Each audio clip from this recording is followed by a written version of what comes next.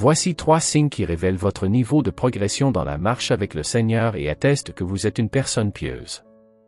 Lorsque nous nous offrons à Jésus en confessant sa Seigneurie et en recevant le salut, cela représente le point de départ de notre parcours chrétien. Fréquemment, une fausse conception persiste, laissant croire que cette étape marque la fin de notre cheminement spirituel. En réalité, c'est plutôt le prélude à de profonds changements qui se dessinent à l'horizon alors que nous continuons notre marche éternelle. Des manifestations tangibles et des transformations éclairent notre croissance en Christ, nous guidant sur la bonne voie. En effet, lorsque nous nous offrons à Dieu, il envoie son Saint-Esprit vivre dans notre esprit. La vie ne consiste plus à faire ce que l'on veut. Nous appartenons à Jésus et nos corps sont le temple saint de l'Esprit.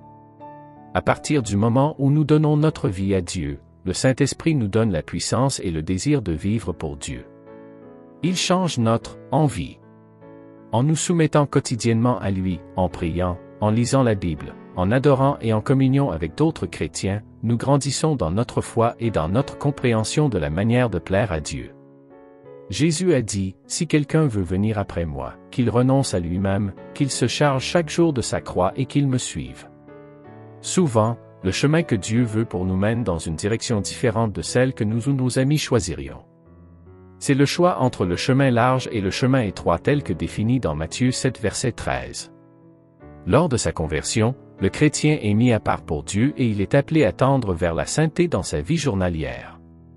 La sanctification est une marche de progrès en progrès qui est aussi présentée dans la Bible comme une croissance spirituelle. Dans la création, tout ce qui a vie est appelé à croître et il en est de même de la vie spirituelle. Mon père, en tant que ministre de l'Évangile, répétait inlassablement que la croissance est un principe fondamental, l'absence de croissance indique un problème. Je suis fermement convaincu de la véracité de cette affirmation dans le contexte spirituel. Luc 2 verset 52 révèle que Jésus croissait en sagesse, en stature et en grâce, devant Dieu et devant les hommes. Explorons à présent 3 signes attestant que vous êtes une personne pieuse. Signe numéro 1. Une personne pieuse donne priorité à Christ et aux choses de l'Esprit.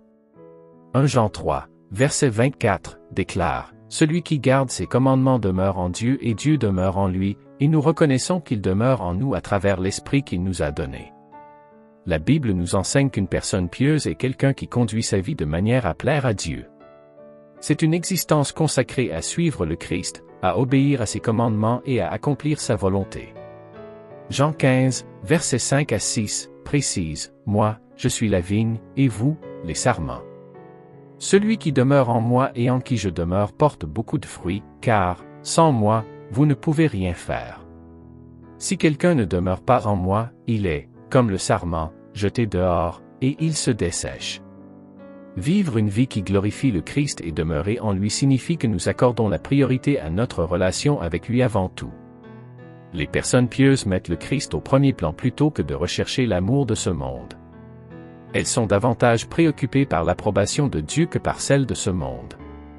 Cela implique que nous cherchons à le connaître plus intimement par la prière, la lecture de la Bible et la communion avec d'autres croyants. Cela signifie également que nous obéissons à ses commandements et aspirons à vivre une vie qui lui soit agréable.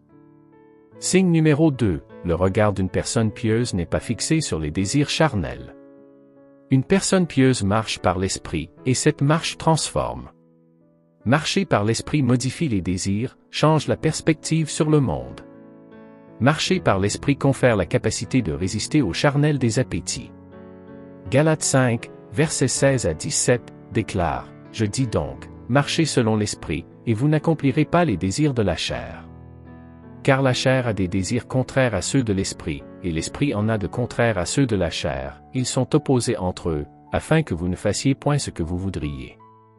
Les plaisirs de ce monde sont éphémères, et ceux qui les recherchent seront finalement déçus. » Jacques 4 verset 4, nous met en garde, « Adultères que vous êtes. Ne savez-vous pas que l'amour du monde est inimitié contre Dieu? Celui donc qui veut être ami du monde se rend ennemi de Dieu. » Une personne impie se concentre uniquement sur le moment présent, vivant pour le plaisir, le pouvoir et les possessions, avec peu de considération pour Dieu ou sa volonté. Elle perdure les choses de ce monde en pensant qu'elles leur apporteront un bonheur durable et un épanouissement, mais en réalité, ces choses sont éphémères et laisseront finalement la personne impie vide et insatisfaite. Le regard d'une personne pieuse est fixé sur Jésus-Christ. Hébreux 12, verset 2, dit, ayant les regards fixés sur Jésus, le chef et le consommateur de la foi, qui, en vue de la joie qui lui était réservée, a enduré la croix, méprisé l'ignominie, et est assis à la droite du trône de Dieu. Les choses de ce monde peuvent tenter le corps charnel que nous habitons, mais le véritable désir d'une personne pieuse est orienté vers les choses éternelles. Une personne pieuse se soucie de passer l'éternité avec le Seigneur. Le regard d'une personne pieuse est fixé sur des choses éternelles et non temporaires.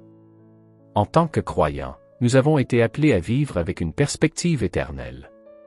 Notre focalisation devrait être sur les choses qui comptent pour l'éternité et non sur les plaisirs temporaires de ce monde. Mes amis, être une personne pieuse n'est pas facile, mais c'est le voyage le plus gratifiant que nous puissions entreprendre. En permettant au Saint-Esprit d'agir en nous, nous commençons à produire de bons fruits qui glorifient Dieu et bénissent ceux qui nous entourent. Alors, continuons notre voyage de sanctification en sachant que le Dieu qui a commencé une bonne œuvre en nous la portera à accomplissement jusqu'au jour de Jésus-Christ. En tant que disciples du Christ, nous sommes appelés à une vie de sanctification, à marcher dans la piété et à rechercher constamment la volonté divine. Proverbe 4 verset 23 nous avertit, « Garde ton cœur plus que toute autre chose, car de lui jaillissent les sources de la vie. » Cela souligne l'importance de veiller sur nos cœurs, de les garder purs et orientés vers Dieu. La sanctification commence à l'intérieur, dans les réponses de nos pensées et des motivations de notre cœur. Prions pour que le Seigneur examine nos cœurs et nous aide à éliminer tout ce qui n'est pas en accord avec sa volonté. Éphésiens 5 versets 1 à 2 nous encourage avec ces mots, « Soyez donc les imitateurs de Dieu, comme des enfants bien-aimés, et marchez dans l'amour, comme Christ nous a aimés, et qu'il s'est livré lui-même à Dieu pour nous, comme une offrande et un sacrifice de bonne odeur. » Cette exhortation nous appelle à imiter notre Père céleste et à marcher dans l'amour, suivant l'exemple suprême de Jésus-Christ. Aimons les autres, soyons compatissants, et recherchons la justice et la miséricorde. Dans Romains 12 verset 1, l'apôtre Paul nous implore, « Je vous exhorte donc, frères, par les compassions de Dieu, à offrir vos corps comme un sacrifice vivant, saint, agréable à Dieu, ce qui sera de votre part un culte raisonnable. » En consacrant nos vies à Dieu, nous lui offrons un culte qui va au-delà des rituels extérieurs. C'est un appel à une consécration totale de notre être, à vivre de manière à plaire à Dieu dans chaque aspect de notre existence. L'apôtre Pierre ajoute dans 1 Pierre 1 verset 15 à 16, « Mais, puisque celui qui vous a appelé est saint, vous aussi soyez saints dans toute votre conduite, selon qu'il est écrit, soyez saints, car je suis saint. » La sainteté est une réponse à l'appel de Dieu. Nous sommes appelés à refléter la sainteté de notre Créateur dans toutes nos actions, paroles et pensées. Enfin, 2 Corinthiens 7 verset 1 nous encourageons avec ces paroles, « Ayant donc de telles promesses, bien-aimés, purifions-nous de toute souillure de la chair et de l'esprit, en achevant notre sanctification dans la crainte de Dieu. » Nous sommes porteurs de promesses divines. Puissions-nous répondre à ces promesses par une purification constante, nous débarrassant de tout ce qui souille notre être, et persévérant dans notre sanctification avec une crainte révérentielle envers Dieu. Mes frères et sœurs, que nos vies soient des témoignages vivants de l'amour et de la puissance transformante de notre Seigneur. En recherchant la sainteté, nous découvrons une vie plus riche et plus abondante en communion avec notre Créateur. Puissions-nous tous, par la grâce de Dieu, vivre des vies pieuses qui glorifient le nom de Jésus-Christ. Amen.